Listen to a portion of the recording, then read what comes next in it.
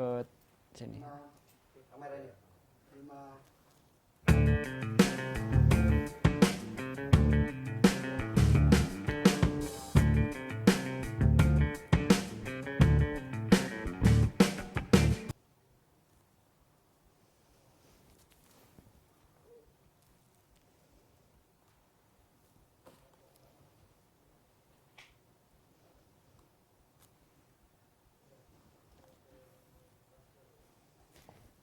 Assalamualaikum warahmatullahi wabarakatuh. Terima kasih pemirsa Dulur Sultan dimanapun Anda berada.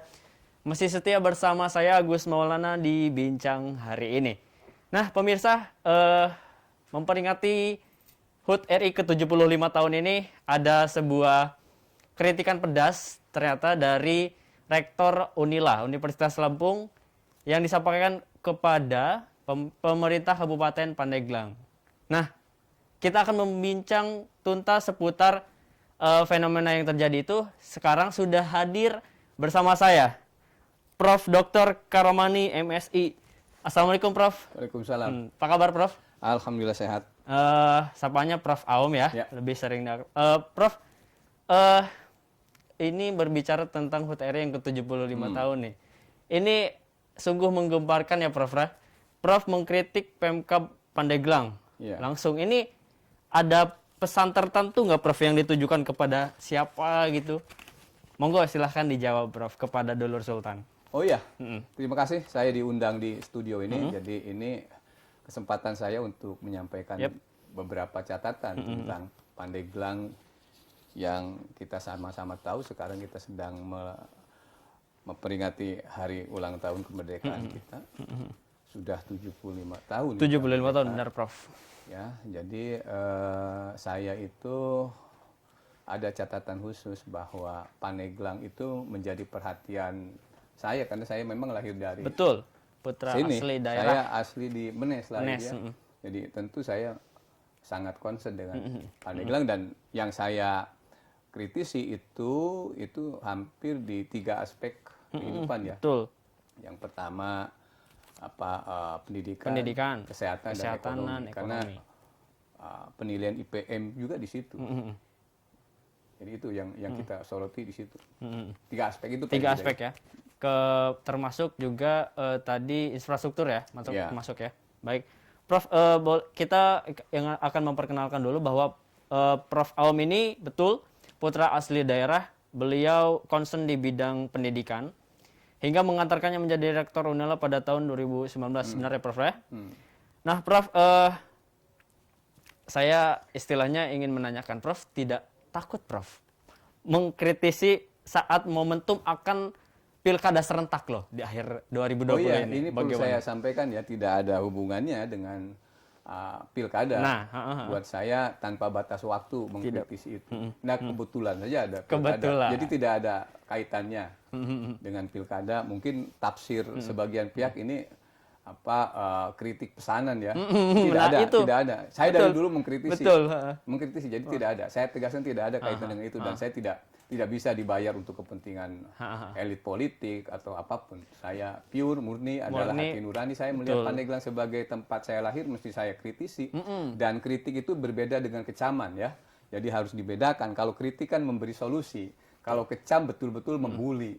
Jadi mari kita kritisi Pandeglang ini ya dengan sebaik-baiknya. Nah Prof, saya baca di beberapa berita Prof sudah lama hampir 40 tahun tidak ke Pandeglang. Nah, kemudian tiba-tiba redaksinya tiba-tiba memberikan kritikan membangun yang seperti dibilang Prof tadi di pas sekali momentum di HUT RI dan akan menjelang pilkada serentak. Betulkah demikian Prof? Kalau mengenai 40 tahun itu ya memang saya tidak tinggal di Pandeglang ya. Selama 40 tahun saya tinggal di luar, tetapi tidak berarti tidak komunikasi. Betul. Dengan teman-teman utamanya para tokoh, para elit di Banten. Saya terus komunikasi dengan beberapa tokoh seperti Pak Taufikur Rahman Ruki dan teman-teman. Jadi tetap komunikasi. Ya. Terakhir ke Pandeglang kapan Prof? Terakhir ke Pandeglang kemarin. Kemarin ya? Saya alhamdulillah mampir saya ke Menes, ke tempat saya lahir, tepatnya di Kampung Silaut itu, Desa Cipicung, Kecamatan Cikedal. Kebetulan ada sedikit sumbangan untuk pembangunan masjid, dan memang saya kawal pembangunan masjid itu dari awal. Jadi saya pantau terus, meskipun dari Lampung, saya tetap ingin berkontribusi lah untuk tempat kelahiran khususnya dalam pembangunan masjid itu. Nah, Bapak menyebut di kritikan itu hampir beberapa sektor yang vital ya. Seperti tadi kita sebutkan pendidikan, kesehatan, dan tentu infrastruktur jalan. Pak, infrastruktur jalan menurut saya sangat, kita kasat mata juga sudah melihat ya Pak. Bagaimana Pak kondisi terakhir ketika ke Pandeglang? Waduh, saya kalau ke Pandeglang ya utamanya ke Menes ya.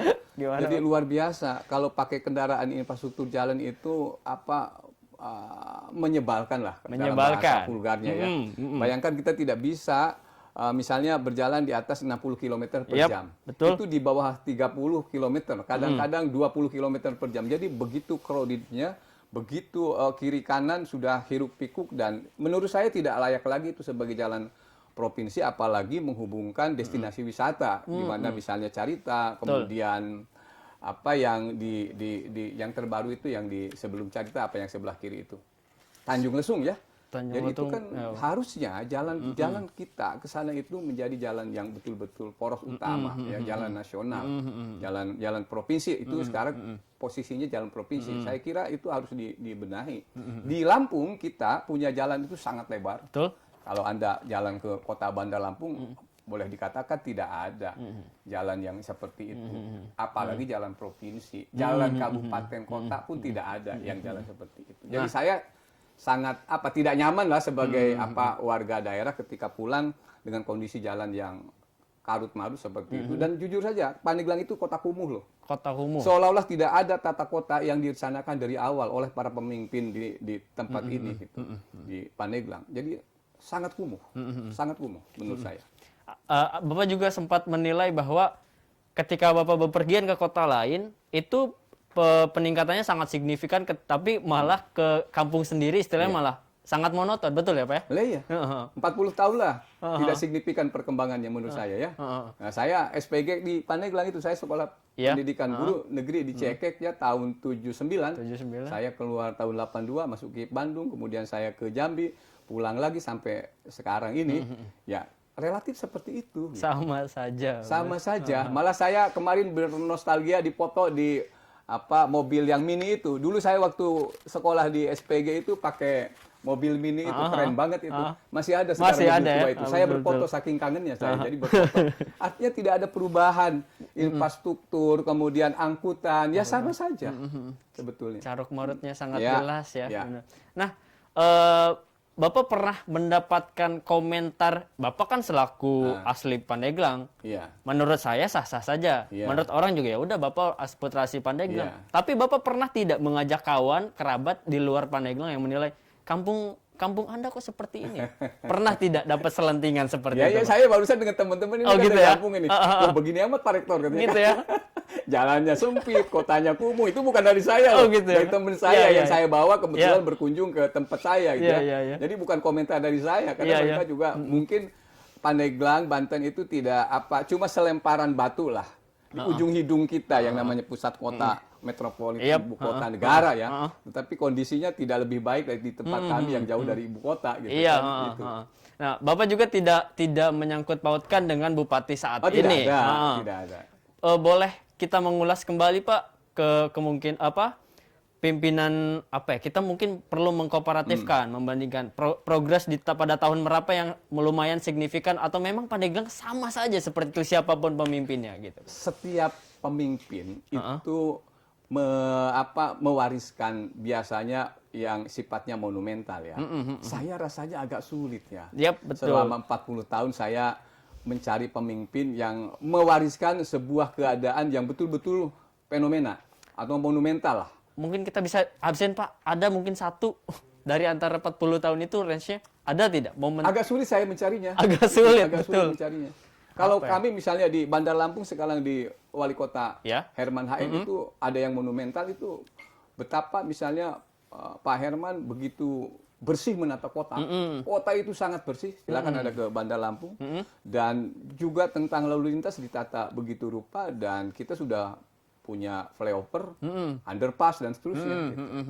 Jadi saya merasakan ada pemimpin yang betul-betul punya artefak lah, peninggalan yang bisa dikenang publik. Nah, Pandeglang ini pertanyaan saya, justru saya bertanya pada Anda apa? Naik turun bupati, kenangan Anda tentang kepemimpinan dari seorang figur bupati yang lalu maupun yang sekarang, apa yang dikenang? Buat saya tidak ada. Tidak ada, betul. Pemirsa, memang mungkin warga Pandeglang juga sedang menonton saat ini. Ini menjadi sebuah cambukan ya Pak ya? Bukan sebuah, apa tadi kata Bapak istilahnya tuh bukan sebuah mencemooh, bully, bukan. Ya. Karena tidak ada satupun kalimat yang menjatuhkan satu golongan tertentu ya Pak.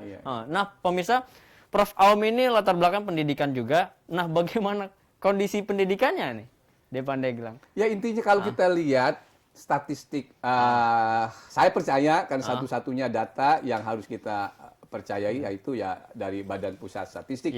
Kalau kita tidak percaya dengan Badan Pusat Statistik, maka kita akan mempercayai data yang mana? Betul. Itu legal, itu harus kita percaya. Kalau Anda melihat misalnya dari berbagai hal termasuk APK, kemudian yang lain-lain, singkatnya Indeks Pembangunan Manusia di Pandeglang itu selalu terbawah. Barangkali Rangkas, Bitung ya, Lebak ya, kemudian Pandeglang selalu begitu dari dulu. Jadi dua wilayah ini, Rangkas dan Pandeglang itu selalu berada di bawah dibandingkan dengan kabupaten lain. Kalau kota mungkin tidak bisa kita bandingkan. Katakanlah kabupaten yang lain yang ada itu Lebak dan Pandeglang itu selalu berada di jajaran bawah. Nah, iya, Prof. Karena saya juga dari Lebak, saya sepakat dengan pernyataan Prof. Sepakat dengan. Nah, pertanyaan saya adalah mengapa bisa demikian? Apakah faktor geografis yang menentukan atau memang prioritas Provinsi Banten juga tidak ke sana, Prof? Ya. Banyak hal ya. Jadi saya bawa dulu lah sebagai perbandingan misalnya ke luar ya. Baik. Anda lihat Korea Selatan dan Korea Utara itu dalam hal tertentu sama loh. Betul kan? Korea Utara dari sisi geografis sama. Dari sisi culture sama. Suku etnik sama. Tetapi kenapa di selatan Korea Selatan maju dan di utara menjadi negara termiskin di dunia? Karena adalah pengelolaan pemerintahannya yang baik di selatan dan yang buruk di utara. Banten itu seperti itu sebetulnya. Karena pengelolaan pemerintahan yang buruk, maka rakyat terpuruk. Artinya bahwa ketika Tangerang Raya katakanlah sedikit lebih maju, Tangerang Raya sudah baik dalam pengelolaannya. Relatif saya kira itu menunjukkan seperti itu dibandingkan dengan Pandeglang misalnya. Seperti itu. Nah, boleh dong Prof diceritakan kalau misalkan ngomongin pendidikan, Prof asli Pandeglang dan bisa loh. Jadi sekarang di rektor. Nah, bagaimana cerminan pendidikan pada saat tempo dulu seperti itu? Atau mungkin kalau saya lihat profilnya Prof itu sedikit ya bersinggungan dengan Pandeglangnya atau memang secara jiwa saya Pandeglang banget gitu. Bagaimana Prof penjelasannya? Oh iya dong, saya kritik itu karena saya merasa memiliki rasa mencintai Pandeglang sebagai tumpah tempat lahir saya, tumpah darah saya. Karena itu saya mungkin ya rasa memiliki itu tinggi untuk kita ya. Jadi karena itu saya sekarang di tempat ini melontarkan kritik-kritik, misalnya bagaimana meningkatkan pendidikan, ya kan? Karena pendidikan menjadi pintu masuk untuk mengikis keterbelakangan, kebodohan, kemiskinan, itu pintu masuk. Jadi pendidikan saya harap siapapun nanti yang jadi bupati harus menjadi sektor utama, fokus pembangunan paling utama ya. Kemudian tentu setelah itu kesehatan dan ekonomi. Ekonomi itu penting. Bahkan 3 bidang itu harus menjadi satu tarikan napas. Nggak mungkin orang belajar kalau tidak sehat. Ya, betul. Nggak mungkin. Nggak mungkin juga dia sehat kalau tidak sejahtera. Nah, iya. Jadi pendidikan, kesehatan, ekonomi, 3 hal yang harus menjadi satu tarikan napas buat para pemimpin di negara, di wilayah ini. Oke, baik. Saya kira itu. Tadi pendidikan sudah dibahas, ekonomi sudah sedikit tersentuh, bagaimana dunia kesehatan? Jangan dijawab dulu, Prof. Karena kita akan kembali setelah pariwara berikut ini.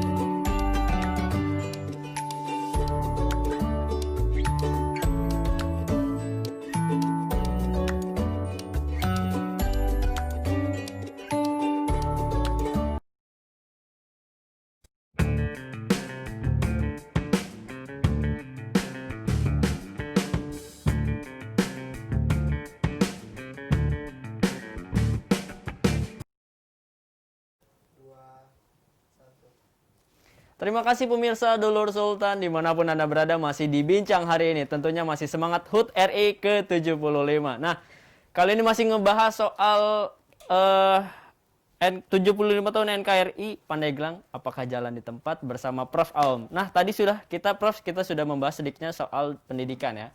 Meskipun itu sangat masih sedikit lah jika kita membicarakan soal kebijakan pemerintah. Nah, Prof, tadi Prof belum sempat menyebutkan contoh konkret apa yang harus dilakukan pemerintah dalam hal ini Kabupaten Pandeglang untuk meningkatkan di bidang pendidikan apa, Prof, kira-kira, Prof? Ya, saya kira pertama pemerintah harus memenuhi anggaran 20% pendidikan. Sesuai undang-undang. Itu kan amanat undang-undang ya. Jadi dan penggunaannya secara efisien, secara efektif, betul-betul dipetakan, memiliki roadmap perkembangan pendidikan di Pandeglang itu seperti apa. Itu harus diidentifikasi mana-mana segmen masyarakat yang harus kita bantu, misalnya dengan beasiswa, mana-mana yang memang juga harus ditekankan apakah pendidikan itu sifatnya vokasi, ya toh? Apakah pendidikan umum, apakah pendidikan keagamaan, lalu problemnya apa, itu harus dipetakan dulu, diidentifikasi dulu. Baru setelah itu kita bisa memetakan, memberi solusi persoalannya apa dan seterusnya. Karena bicara tentang pendidikan itu sangat luas. Betul. Mulai dari guru, infrastruktur pendidikan, kemudian kurikulum, banyak sekali yang terlibat aspek di dalamnya. Jadi dipetakan dulu persoalan-persoalan apa. Misalnya APK-nya rendah. Kenapa APK kita rendah dibandingkan dengan kabupaten lain misalnya, itu harus dipetakan. Apakah misalnya faktor-faktor tertentu, misalnya anak-anak itu sudah dari awal dikondisikan oleh orang tuanya tidak mau sekolah, diajak ke hutan atau diajak ke kebun untuk membantu orang tuanya. Jadi harus dipetakan kenapa APK rendah dan seterusnya itu. Itu ya, untuk pendidikan. Kemudian juga misalnya untuk ekonomi. Saya ingin betul-betul ada role model seperti yang saya jelaskan itu, bahwa masyarakat itu perlu ada pendampingan. Pemerintah harus hadir di dalamnya. Misalnya bagaimana kalau kita di tempat lain ada home industry ya. Kemudian misalnya bagaimana cara membuat keripik pisang katakanlah, ya kan? Bagaimana produksinya, proses produksinya, bahan dasarnya, kemasannya, lalu pemasarannya, betul-betul didampingi, dibuat kelompok-kelompok untuk ekonomi rakyat ini betul-betul didampingi, dihidupkan dan dikawal oleh negara.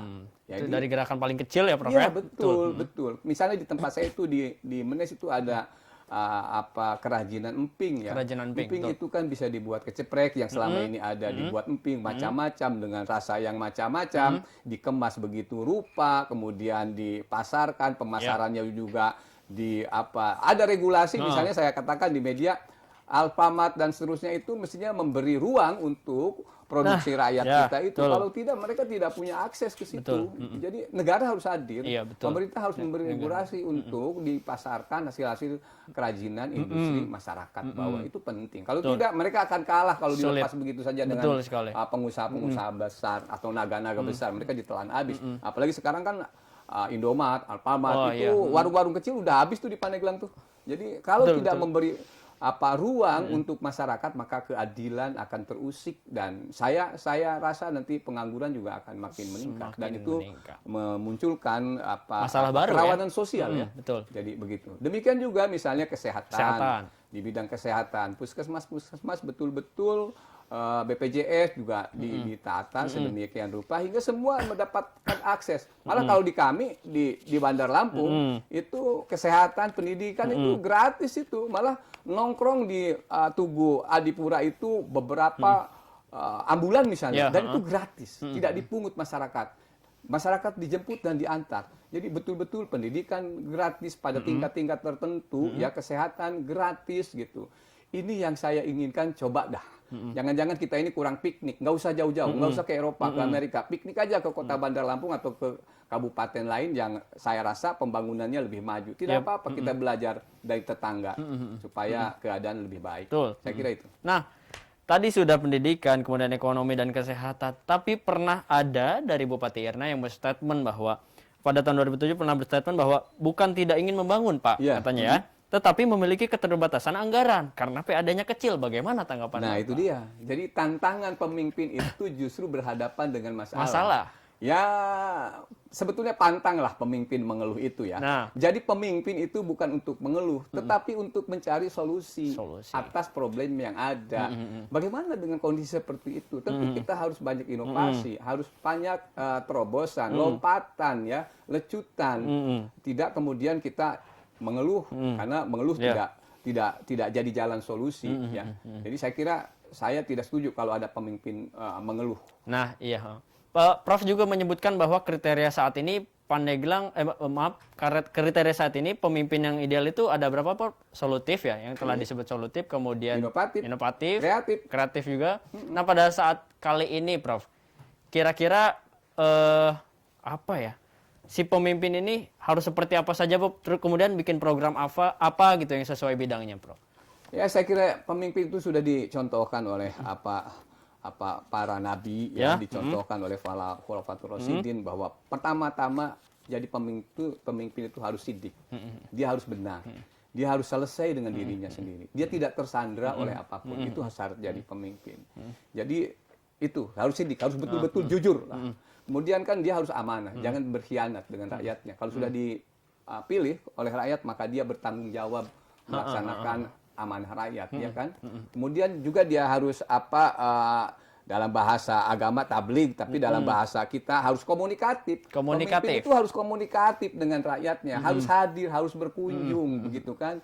Mungkin yang kurang tidur itu harus pemimpinnya, jangan sebaliknya, pemimpin kenyang tidur, rakyatnya tidak bisa tidur. Ya. Nah, itu tidak bisa begitu. Lalu pemimpin juga harus cerdas ya, harus patona, harus cerdas, harus kreatif, harus inovatif. Karena itu saya kira pemimpin itu harus banyak membuat kerjasama institusi dengan pihak-pihak lain. Misalnya kolaborasi dengan universitas. Saya siap, Universitas Lampung terbuka. Unila sudah siap ya? Beberapa 8 fakultas. Mau fakultas pertanian, kedokteran, ekonomi, dan seterusnya. Kita siap. Pemerintah kota di Banten kami siap untuk kerjasama dengan para akademisi. Saya kira harus dibangun kerjasama dengan berbagai sektor ya, dengan berbagai institusi. Tidak bisa jalan sendiri. Saat ini itu zamannya bukan zaman kompetisi, tetapi zaman kolaborasi. Kita harus bisa bekerja sama dengan berbagai pihak. Itu. Semoga Ibu Bupati saat ini tergairahkan untuk berkolaborasi ya. Nah, Prof juga katanya hingga saat ini komunikasi terus dilakukan dengan, meskipun Prof secara posisi tidak ada di Pandeglang, tapi komunikasi terus berjalan dengan tokoh para Pandeglang. Sekarang kan mengenai ruang dan tempat itu menjadi nisbi kan, dengan perkembangan IT, teknologi yang super canggih sekarang itu tidak ada lagi kendala, kita bisa komunikasi tiap saat. Saya dengan senang hati misalnya mau Zoom dengan kita, senang hati, mau diskusi FGD, kita lakukan melalui daring, silakan saja, bisa dilakukan. Yang paling penting saya ingin Pandeglang atau Banten itu memiliki kerjasama dengan beberapa pihak seperti dengan universitas, dengan pusat-pusat penelitian, ya kan, pemberdayaan ekonomi misalnya dengan para ahli di universitas juga bisa memberikan solusi gitu loh. Jadi saya ingin itu, saya terbuka sebagai rektor, saya terbuka, apalagi ini daerah saya ya. Jadi saya sangat terbuka untuk membuka peluang untuk kerjasama. Dan kerjasama itu mendatangkan win-win solution. Menang-menang kita, bukan kalah menang kalau kerjasama. Tapi kalau kompetisi, ya menang kalah. Tapi kalau kerjasama menang-menang. Karena itu saya menanti kerjasama itu. Misalnya tadi ada keluhan, Pandeglang susah, PAD-nya sedikit. Bagaimana cara mendongkrak PAD itu? Tentu ada ilmunya gitu loh. Saran Pak Prof ada caranya gitu loh.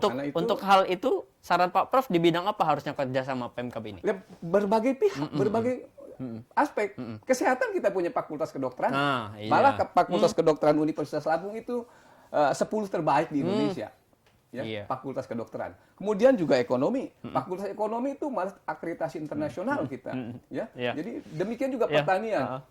Pertanian itu kedua setelah IPB ya. Jadi kita kurang apa? Silakan kalau mau kerjasama, saya menunggu. Mumpung saya jadi rektor. Nah, itu. Ya. Untuk mencari kebuntuan tadi. Jangan hanya mengeluh kurang duit. Silakan kita bangun jejaring. Dari jejaring itu mudah-mudahan bisa mendatangkan barokah. Betul.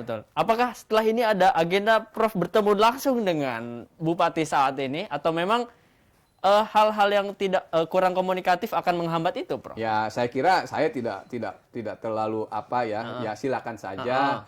Jangan sampai nanti waktu saya habis ngurusi Pandeglang juga. Saya punya tupoksi lain yang diamanati negara. Universitas Lampung menjadi universitas kelas dunia. Iya, betul. Ya, jadi kalau nanti dihabiskan waktunya untuk di Pandeglang, saya kira nanti orang Lampung malah bermasalah katanya ini rektor. Orang Lampung kampungnya aja. Lebih baik mari kita buka kerjasama komunikasi ya. Saya siap. Saya harap juga mungkin Bu Irna siap juga untuk bekerjasama dengan Prof Aum ini terkait di banyak sektor ya, Prof ya. Karena Unila sudah siap pemirsa. Nah, Prof, jadi gini, kita itu kan meskipun konsep lama ya, konsep lama itu triple helix itu konsep 80-an, tapi masih bisa dipakai kok. Jadi universitas itu memang harus kerjasama dengan dunia industri, ya kan. Kemudian juga harus kerjasama dengan pemerintahan. Jadi ini kita yang harus bangun gitu, demi masyarakat kita. Saya menunggu betul. Untuk hasil obrolan dengan tokoh-tokoh Pandeglang tentu terus dilakukan komunikasi. Apa Prof? Rata-rata keinginan tokoh Pandeglang itu seperti apa? Apa sama dengan keluhan Prof? Apa bagaimana? Ya, jadi pemimpin itu harus jadi role model ya. Harus jadi teladan ya. Harus saya katakan tadi selesai dengan dirinya sendiri ya. Jadi itu. Jadi kalau misalnya kita ingin menyuruh orang berkontribusi, kita harus berkontribusi dulu gitu ya. Saya jujur aja saya katakan ya, bukan ria, mudah-mudahan jadi inspirasi bagi yang lain. Sebagai rektor Universitas Lampung, saya tidak mengambil gaji rektor sepanjang saya jadi rektor. Gaji rektor itu saya serahkan untuk masjid. Termasuk saya kemarin pulang itu menyerahkan uang meskipun tidak besar lah. 35 juta kan tidak besar sebetulnya, tapi saya konsisten. Terus saya sumbangkan untuk kepentingan masyarakat. Jadi pemimpin harus begitu, harus memberi teladan. Kalau dia ingin menyuruh orang menyumbang, maka dia harus duluan. Gitu. Jadi tidak bisa dia menyuruh orang menyumbang, tapi dia sendiri misalnya bakhil. Nggak bisa begitu. Serius Prof melakukan itu? Serius. Pertanyaan saya, Prof dikasih apa oleh Pandeglang? Ya, tidak dikasih apa-apa, artinya sebuah pengabdian kan? Dikasih apa-apa. Artinya sebuah pengabdian murni setelah iya. Karena orang yang bijak itu tidak perlu mengharapkan balasan lah. Cukup Allah aja yang memberi balasan kita. Amin. Gitu. Nah ada juga tadi keluhan dari pemerintah yang itu tidak layak untuk disampaikan sebenarnya ya. Nah pemirsa, jangan kemana-mana, tetap di Bincang hari ini.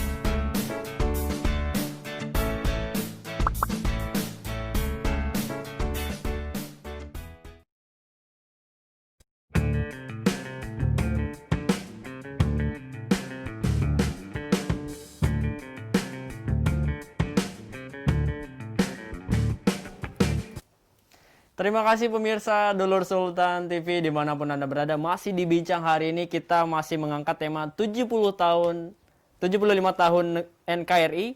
Apakah Pandeglang jalan di tempat? Masih bersama Prof. Aom. Prof, kita seperti di awal pertanyaan segmen tadi, Prof mengkritik mendekati di era pilkada serentak, Prof. Nggak ada yang nyinyir tuh, Prof. Wah, ini Prof Aom ke arah sini nih pasti nih. Gimana? Terus kalau DKI gimana, Prof, menyikapinya, Prof? Ya, kalau saya tidak perlu saya hiraukan yang seperti itu. Yang jelas kita ingin ada pemimpin di Pandeglang ini yang visioner dan solutif terhadap problem yang ada yang sekian lama saya anggap sudah kronis ya di 3 aspek tadi, pendidikan, kesehatan, dan ekonomi. Jadi ada pemimpin yang betul-betul bisa mencerahkan. Itu juga termasuk kriteria yang pemimpin yang luar biasa yang disebutkan oleh Prof ya? Iya, betul. Jadi begini, Dek. Kalau Anda baca buku misalnya Yuval Harari ya, seorang profesor Yahudi yang di Yerusalem, juga Noam Chomsky misalnya, ke depan itu ada tantangan besar buat umat manusia. Ini agak akademik sebetulnya ya. Yang pertama, kita akan dihadapkan pada ancaman perang nuklir. Itu pasti itu. Kemudian kita juga dihadapkan pada persoalan pemanasan global.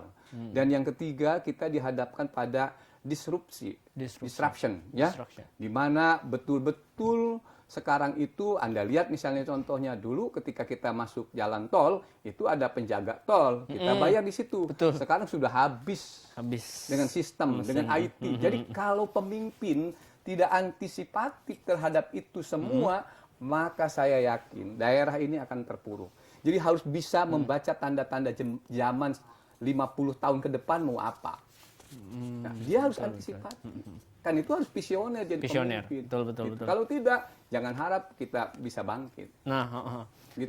Terkait pergantian pemimpin ini, apakah ini sinyal bahwa Prof juga menghendaki akan pergantian kepemimpinan ini, Prof? Bagaimana? Ya, saya tidak berada di wilayah itu ya, karena saya orang yang tidak terlalu optimis dengan demokrasi yang karut-marut di kita di Indonesia, tentu saja termasuk di Pandeglang. Kalau Anda baca persepsi indeks persepsi korupsi misalnya ya, tidak linear dengan demokrasi yang kita bangun. Indonesia menjadi negara demokrasi terbesar ketiga di dunia. Setelah mana? Setelah Amerika, India, dan kita. Tetapi korupsinya tidak lebih kecil, malah lebih transaksional demokrasinya, gitu kan? Bayangkan sekelas misalnya saya, mantan rektor, profesor, saya ragu apakah saya ketika misalnya katakanlah ikut kontestasi di Pandeglang, kalau saya tidak punya modal kuat, bisa tidak saya menjadi calon? Betul. Punya tidak saya perahu untuk kepentingan itu misalnya.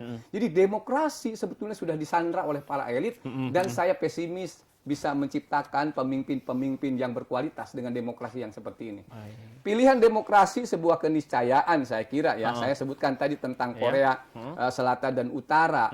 Sistem demokrasi itu sudah benar kita pilih ya. Karena negara-negara miskin di dunia itu negara-negara yang tidak demokrasi sebetulnya. Betul. Contoh Korea Utara, dia otoritarian. Sementara Selatan kan demokrasi kan. Yang satu makmur, yang lain terpuruk. Tetapi demokrasi yang seperti apa pertanyaannya? Tentu demokrasi yang sehat. Sementara di kita, tadi saya katakan, penuh transaksional. Tidak mungkin sekelas saya misalnya tanpa modal yang kuat bisa mencalon bupati seperti teman-teman yang sekarang Prof aja pesimis ya, Prof ya? Jadi kalau seperti itu, kemungkinan dia akan berpikir untuk mengembalikan modalnya. Iya kan? Nah, Anda dulu berjuang loh untuk jadi pejabat. Sekarang berjuangnya tidak perlu kuat-kuat, cukup dengan duit saja. Siapa yang punya duit, dia akan jadi pemenang. Ini bahaya demokrasi seperti ini. Dulu sebelum jadi pejabat, adik-adik, pemirsa semua, banyak para pejuang yang kemudian setelah berdarah-darah baru jadi pejabat. Ya kan? Setelah di penjara, baru jadi pejabat. Penjara Belanda dan seterusnya. Sekarang terbalik. Setelah menjabat baru di penjara, kan begitu. Jadi ini ada apa? Demokrasi macam apa seperti ini itu. Jadi demokrasi yang penuh intrik, tidak memecahkan persoalan kita. Ingat saya ada satu buku dari Noam Chomsky, judulnya Who Rule the World? Siapa yang mengatur dunia ini? Termasuk yang mengatur demokrasi adalah para bandar. Jadi demokrasi itu tersandra oleh elit, oleh bandar. Jadi rakyat terpasung oleh kepentingan elit. Kalau demokrasi seperti ini tidak akan menyelesaikan masalah di Indonesia, termasuk tentu saja di Pandeglang. Nah, bagaimana nanti untuk nasib masyarakat Pandeglang ini, Prof? Jadi makanya kita harus dibangun civil society ya di Pandeglang itu harus kuat. Gerakan masyarakat sipilnya harus kuat, pesantrennya harus kuat, LSM-nya harus kuat, medianya seperti yang sekarang ini Anda bisa menghadirkan saya, tentu ini luar biasa untuk memberi masukan dan mengontrol karena media itu kan pilar keempat dalam teori media komunikasi ya, media massa itu. Jadi harus mengawal, harus memastikan bahwa on the track. Itu aja. Nah, ini juga info terbaru Prof, sudah lama juga sih, ada gerakan masyarakat yang ingin memecahkan diri daerahnya dari teritorial Kabupaten Pandeglang. Jadi ada namanya tuh Cibaliung, gerakan Cibaliung. Bagaimana Prof? Saya memandang itu bukan solusi utama ya, karena kita juga banyak kita lihat pertanyaan saya, Provinsi Banten setelah memisahkan diri Jawa Barat apa lebih baik atau sama saja? Pertanyaannya itu. Justru ketika memisahkan diri, justru muncul elit-elit lokal yang kemudian mengkooptasi. Maksudnya bagus supaya jarak dengan rakyat itu dekat, tapi tidak seperti itu kenyataannya. Justru muncul elit-elit yang kemudian menyandra demokrasi itu. Jadi dipikirkanlah. Karena kalau itu nanti memisahkan diri, Pandeglang lebih sengsara lagi. Tapi APBD-nya akan berkurang dan seterusnya. Jadi harus dipersiapkan matang-matang lah. Tapi apakah itu juga bentuk dari kekecewaan dari kebijakan selama ini, Prof? Mungkin saja, tapi saya tidak bisa mengatakan seperti itu. Tapi mungkin ada hal lain barangkali. Nah, bagaimana untuk memperkuat stakeholder dan civil society itu, Prof? Memperkuat ikatan dan lain-lain sehingga jadi chemistry, jadi lingkaran yang sehat gitu. Nah, itu harus ada role model, harus ada contoh. Misalnya ada LSM yang bergerak dalam hal pemberdayaan ekonomi masyarakat. Kalau Anda baca di Bangladesh itu sampai dapat Nobel kan, Muhammad Yunus itu kan. Jadi dia memberdayakan para janda. Jadi dibuat satu kelompok, ada 10 orang, dibuat di situ dikawal proses produksinya, pengadaan bahan dan seterusnya seperti yang saya katakan tadi, kalau membuat emping misalnya, membuat keceprek, dikasih modal bergulir, pemasarannya dikawal dan seterusnya. Nanti ketika sudah mandiri dilempar lagi ke kelompok lain. Jadi harus ada yang seperti itu, yang memberi contoh, yang mengawal, yang memberdayakan, bukan memperdayakan ya, memberdayakan, bukan memperdayakan. Harus ada gerakan sipil ke arah itu. LSM-nya harus ada yang bergerak di bidang itu dan menancapkan kepercayaan pada masyarakat, pada publik. Gitu. Nah, Prof, itu berbicara role model, apakah ada di Indonesia sendiri kota yang wah ini panutan nih, bisa nih diterapkan di Pandeglang? Di mana, Prof? Saya kira tidak perlu kita pesimis dengan hal-hal itu. Justru harus kita adakan. Jangan melihat dulu di tempat lain ada atau tidak. Saya kira harus kita adakan hal seperti itu. Anak-anak muda banyak yang memiliki idealisme. Saya kira bisa dibangun sendiri bisa ya? dibangun sendiri. Nah, baik Prof. Tidak terasa perbincangan kita hari ini sudah habis waktunya. Tapi Prof, boleh closing statement kepada para dulur sultan yang menonton hari ini? Silahkan Prof. Ya, terima kasih. Mari pemirsa menyambut ulang tahun kita yang ke-75. Mudah-mudahan kita berdoa Pandeglang nanti mendapat pemimpin yang amanah, betul-betul visioner seperti yang saya sampaikan tadi, hingga dengan demikian tidak sekedar mengeluh tetapi justru memberi solusi terhadap persoalan-persoalan Pandeglang yang selama ini kita lihat. Saya kira itu aja. Terima kasih Prof atas waktunya dan terima kasih pemirsa Dulur Sultan TV dimanapun Anda berada. Tidak terasa bincang hari ini sudah selesai dan semangat merdeka di 75 tahun NKRI ini. Kita undur diri Prof ya. Assalamualaikum. Waalaikumsalam.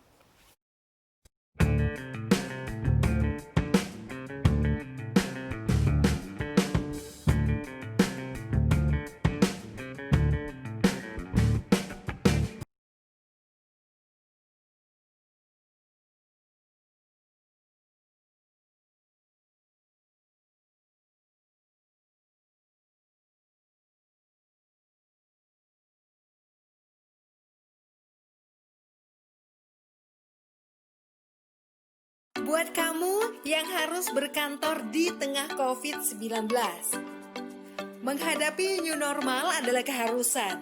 Video ini coba memandu kamu-kamu nih guys yang harus masuk ke kantor. Pertama, sebelum berangkat kerja, jangan lupa lindungi mata, mulut, hidung dengan kacamata dan masker.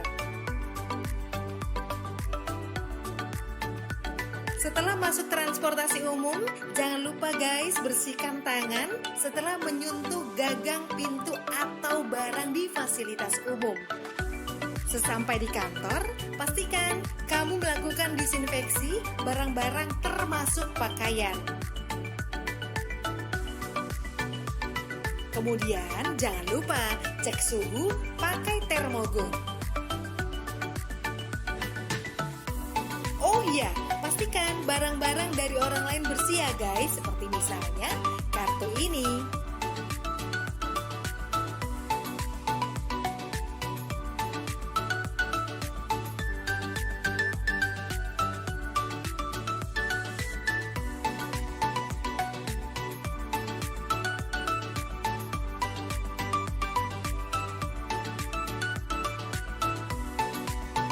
Nah, saat menekan tombol lift, tidak menggunakan jari, melainkan pakai siku. Saat sampai di ruangan atau meja kerja, bersihkan kembali barang-barang secara detail. Ingat guys, barang Anda jangan diletakkan di lantai. Oh iya, sebelum beraktivitas, biasakan mencuci tangan ke toilet. Saat di toilet, ingat bukanya pakai siku. Kemudian saat di wastafel, buka atau tutup keran dengan siku. Di meja kerja sering banget nih kita menerima telepon. Ingat ya, bersihkan gagang teleponnya. Begitu pula saat kamu menerima paket atau dokumen atau juga uang. Pastikan guys dalam kondisi bersih dan pakai hand sanitizer. Begitupun saat kamu sedang meeting. Jangan lupa jaga jarak aman minimal 1 meter. Lebih baik lagi 2 meter.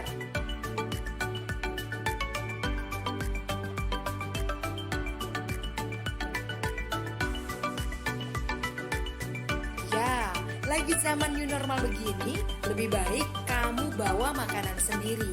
Dan pastikan pantry bersih. Pastikan juga tim cleaning service membersihkan secara berkala, mulai dari barang-barang di dapur, seperti microwave, handle kulkas, meja makan, botol-botol, pokoknya semua deh. Nah, giliran mau pulang, semprotkan disinfektan meja dan alat tulis dan semua peralatan yang sudah dipakai. Saat sampai di rumah, ingat ya guys, biasakan membuka dengan siku. Pastikan sepatu kita tetap bersih dan letakkan sepatu kita di rak tertutup. Lainnya, jangan langsung peluk keluarga di rumah. Cuci tangan dulu, mandi, dan bersihkan barang-barang yang dibawa saat kita kerja. Ribet banget sih ya guys, tapi kita mesti biasakan dengan new normal ini, biar kita tetap bisa bekerja dan selamat.